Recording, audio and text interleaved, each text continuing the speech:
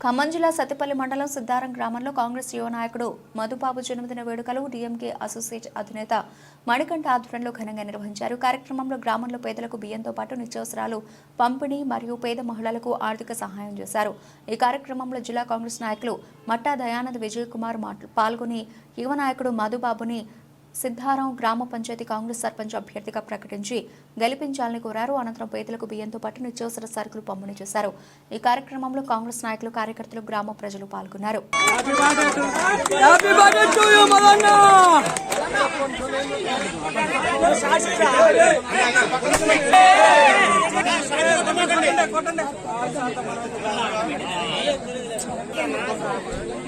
అన్న కొంచెం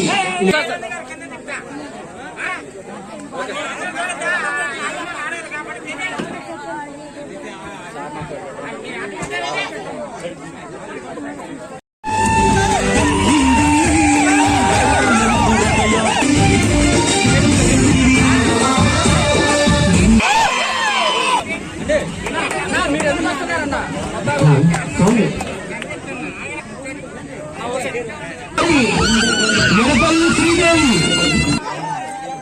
పడకమల్ల లావమ్మ గారు, అమ్మ జువ్వల వెంకటేశ్వరమ్మ, వెంకన్న బాబు గారు, వైజాగ్ గుంజి వెంకన్న బాబు, రొట్టె చీరమ్మ గారు,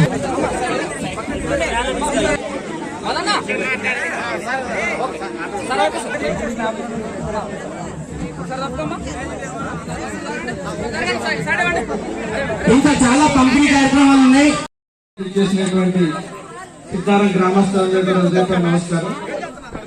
ఏదైతే వాళ్ళ ఈ రోజు మొదలు ప్రయాణిస్తున్నందుకు వాళ్ళకి అభినందనలు.